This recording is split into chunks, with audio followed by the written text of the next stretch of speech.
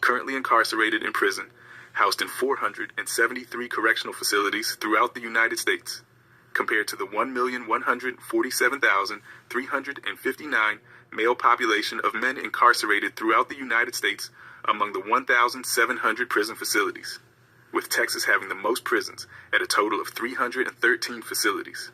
There are a total of 52 women sitting on death row waiting to be executed, with the youngest person being Christia Pike, who is 48 years old. She is on death row for smashing another girl's skull on the concrete because she became jealous of the other girl for flirting with her boyfriend. Christia even kept parts of the victim's skull. Sexual abuse in female prisons is a major issue, with numerous reports and studies documenting widespread misconduct by prison staff and other inmates.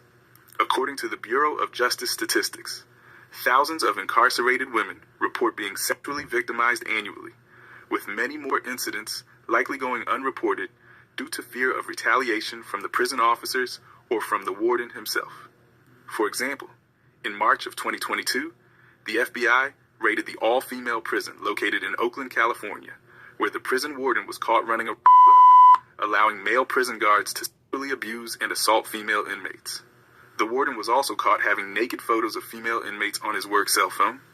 The warden kicked off his secret operation by falsely promising female prisoners that he would transfer them to any other prison that they would like. And he would also falsely claim that he would help them get released home early, only if they would have sex with him. The warden would not follow through with his promises, and he would even strip away any female inmates' belongings or privileges if they made any complaints about him or even attempted to tell any higher authorities. He would even transfer female inmates to more dangerous prisons if they did not want to have sex with him. The warden even went as far as sticking half-eaten candy canes in females' vaginal areas. He would eventually be sentenced in 2024 to 70 months in prison and to pay a $15,000 fine. And 2 months later, the prison would close down, and the $16,000 he sentenced in 2024. Former federal prison warden sentenced for sexual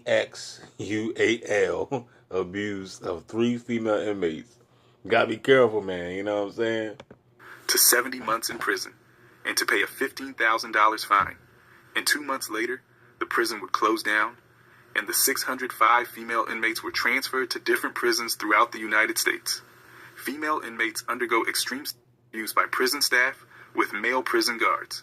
Some male guards have been known to coerce female inmates into sexual acts in exchange for privileges or basic necessities, such as food, hygiene products, or visitation rights. This exploitation is a severe abuse of power and can have lasting psychological effects on the women. Necessities, such as food, hygiene products, or visitation rights. This exploitation is a severe abuse of power and can have lasting psychological effects on the women. Male officers exploit their authority inappropriately, watching incarcerated women's nude bodies by standing in the dorm or shower areas, watching women undress and bathe, and commenting on their bodies. Prison staff would also fail to properly treat sick, ill, and pregnant female inmates that needed proper medical care. A former Georgia inmate in 2019, Tiana Hill, said she kept telling staff that she was pregnant when she was an inmate. She could feel her baby moving inside her and had missed her period. But she said the staff insisted she wasn't pregnant and made fun of her. When she finally gave birth, she was shackled around her stomach, wrists, and feet. After she gave birth, Hill said jail staff wrapped her child in dirty sheets and left. Hill eventually was taken to a hospital where she said she was allowed to see her son while handcuffed to a wheelchair. 5 days after the delivery, on Hill's birthday, she was informed that her baby had died. In 2021, women in prison had a total of 753 live births. Now, see, that's crazy, y'all. So this lady, she got pregnant in jail. She's an inmate. She got pregnant in jail by one of them guards. She had the baby. She was in the hospital and then they informed her that the baby died. So you know they probably lied. They could have lied, you know what I'm saying? They could have took that baby, man, and adrenochrome that baby, man. Man, I'm trying to tell you, this is a sick, sinister world, player.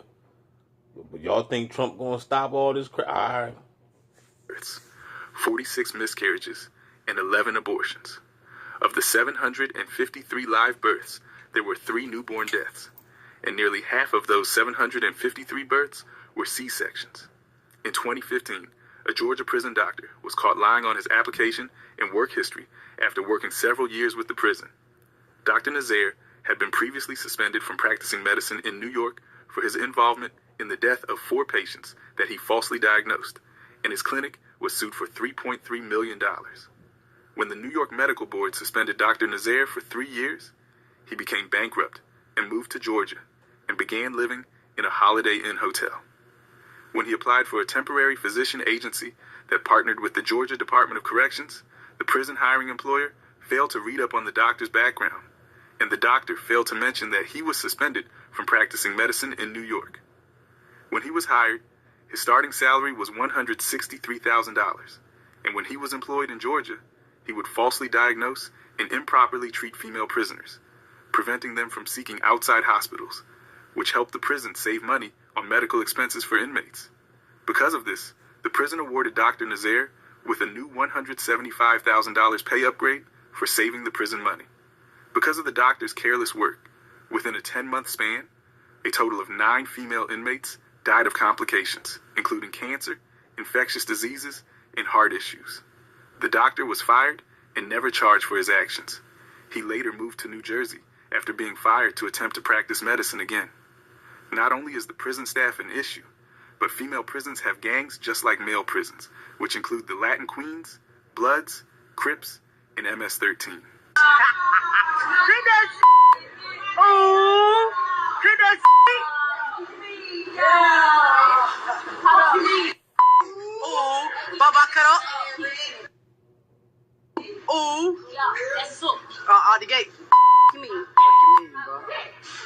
Charquita Cooper, who was an active Blood member serving a 7-year sentence, got into an altercation with her cellmate when her cellmate refused to share her food. Cooper beat up her cellmate and bit off the top portion of her ear. Another altercation occurred when prison staff caught Cooper holding another female inmate at knife point, forcing her to call her mom to send her $10,000, or she would stick a sharpened toothbrush in the other female inmate's private area. But a more crucial story is when 25-year-old Selena Holmes, in 2020, was in a relationship with 31-year-old Arthur Caulfield, who was at the time serving a 15-year prison sentence for a bank robbery, and they were both in a gang called Young and Paid. While Arthur was serving his time, he scammed the Charles Schwab Bank out of $11 million. He called the bank from a cell phone while in his prison cell and acted like he was Sidney Kimball, a well-known movie producer worth $1 billion. He convinced the bank to wire him $11 million. With the money, he bought a $4.4 million house, a $398,000 Lamborghini, and he gave Selena $15,000, bought her a Mercedes-Benz, and a high-rise penthouse where her rent was $2,887 a month. All while he was in prison, Selena would help move his money around to prepare for when Arthur would finally come home in 2022. One day, Arthur sent a hit on a man who was stalking Selena, so 2 of Arthur's friends did a drive-by shooting in Atlanta, where Selena was the lookout and getaway driver. The shooting left a 37-year-old man shot 9 times and paralyzed from the waist down. All of them were caught, and Selena received a 15-year sentence for her involvement, while both shooters received 30 years and 15 years.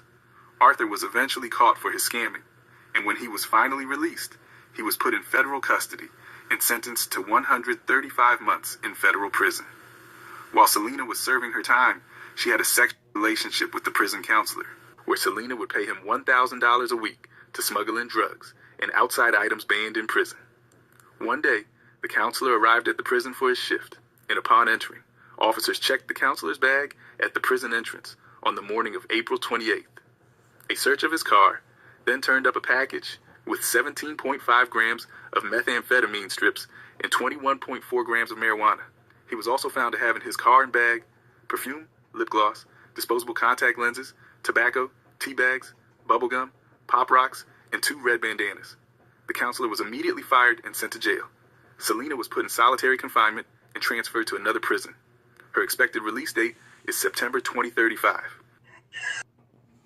So there you have it, y'all. That's that jail life for you, player. I heard about the dude before on another video. I don't know how in the world he was able to con and get all that money wired, you know what I'm saying, to his bank account, man. That was some smooth, talking about Smooth Criminal. Michael Jackson wrote that song for him. Don't forget to like, share, subscribe, y'all. Tell me what you think, man. I'm trying to tell you, if you was to see the video, I'm trying to tell you, some nice looking girls up in that joint, man. It's sad, man. A lot of them girls caught up in the gang stuff, you know what I mean?